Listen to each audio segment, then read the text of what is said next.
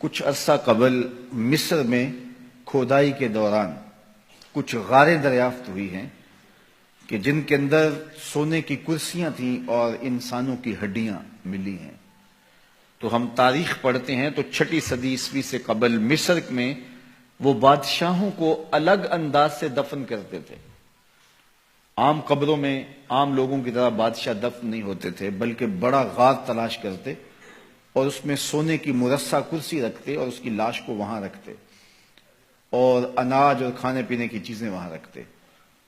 اور ظلم یہ ہوتا کہ وہاں چند زندہ غلام بھی اس کی خدمت کے لیے وقف کرتے اور باہر سے دیوار چن دیتے، اور پھر جس طرح وہ گھٹ گھٹ کے مرتے، وہ ایک دردناک کہانی، اس کا تصور کر کے بندہ کانپ جاتا ہے۔ یہ دنیا کے اوپر ظلم، جبر، تعدی، ناانصافی کیا کچھ ہو رہا تھا، لیکن میرے حضور آئے تو امن ہی امن، روشنی ہی روشنی، شعور ہی شعور، اجالا ہی اجالا پھیل گیا۔ کائنات کو یہ جتنی بھی روشنی ملی ہے، آج چاہے کوئی کفر کا معاشرہ بھی ہو اور اس میں آپ کو خیر کی قدریں نظر آئی ہوں، تو وہ ساری قدریں میرے حضور کی دی ہوئی ہیں۔ سید سلیم گیلانی نے تو قلم توڑ دیا، نہ خرد کی روشنی تھی نہ جنوں کی آگہی تھی، نہ خرد کی روشنی تھی نہ جنوں کی آگہی تھی، تیری رہبری سے پہلے یہ جہاں جہاں نہیں تھا، تیری رہبری سے پہلے یہ جہاں جہاں نہیں تھا، تیرے آستان سے پہلے کوئی آستان نہیں تھا، میں وہ زمین تھی جس کا کوئی آسمان نہیں تھا۔ تو زندگی کا سارا جمال اسی چوکھٹ سے نصیب ہوا۔ تو اس لیے ایک دن کا یا ایک شب کا محفل میلاد محدود نہیں رکھنا، بلکہ اپنی پوری زندگی پر محفل میلاد کو پھیلا لینا ہے۔ ہمارا رواں رواں شکرانہ ادا کرے، ہمارا طرز زندگی بتائے ہمیں حضور کے آنے کی خوشی ہے۔ اگر ان کے آنے کی مسرت ہے اور ان کے آنے کی خوشی ہے تو پھر ہمارا طرز زندگی کیوں نہیں بتاتا کہ ہم خوش ہیں؟ ان کا بتایا ہوا طریقہ، ان کا دیا ہوا نظام حیات ہماری زندگی کا روشن حوالہ ہے اور ہماری زندگی کا نور اور چراغ راہ ہے، تو پھر اس کی روشنی میں ہم جینا کیوں نہیں چاہتے، اس روشنی میں کیوں نہیں ہم چلنا چاہتے؟ تو صاحب میلاد سے محبت اور صاحب میلاد سے پیار اور شکرانے کا ایک انداز یہ ہے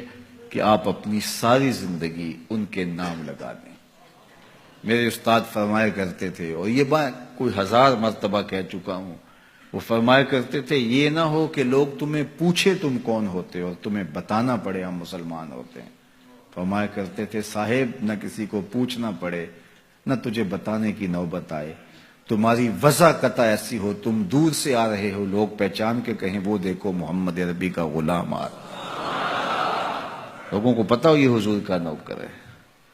تمہارے سینے پہ حضور کے نام کا بیج لگا ہے اور تم دکان پہ بیٹھے ہو، لوگوں کو بے فکری ہونی چاہیے۔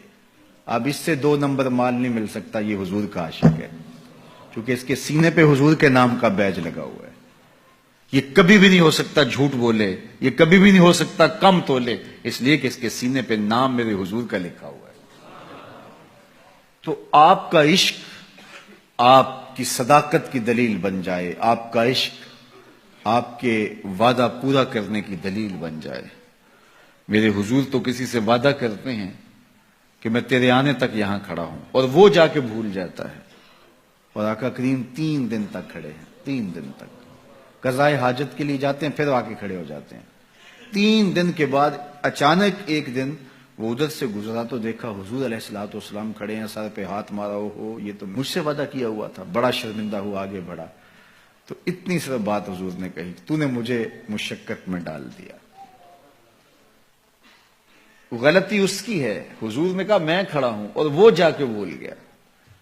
اور ہمارا ماجرا کیا ہوتا ہے کہ ہم کسی کو ٹائم دیا ہوا ہوتا ہے اور پھر خود ہی بچے کو کہہ دیتے ہیں کہ جا کے باہر بتا دے کہ ابو گھر پہ ہی نہیں ہے، اور میرے گھر کے اوپر جھنڈا حضور کے نام کا لگا ہے، پورے گھر پہ چراغاں حضور کے میلاد کا ہوا ہے، اور میں بہت بڑا عاشق رسول ہوں، نعرہ لگاؤں تو زمین کو پھاڑ دوں، آسمان کو چیر دوں، لیکن خود وعدہ کیا اور اندر سے بچے کو بھیج رہا ہوں کہ جاؤ کہو ابو گھر پہ نہیں ہے۔ تو صاحب میں عاشق رسول نہیں ہوتا، میں کوئی اور ہوتا ہوں۔ عشق وعدوں کی پابندی کا درس دیتا ہے تمہیں، تو ان کے طرز زندگی کو اختیار کرے، ان کے بتائے ہوئے طریقے کو اختیار کرے۔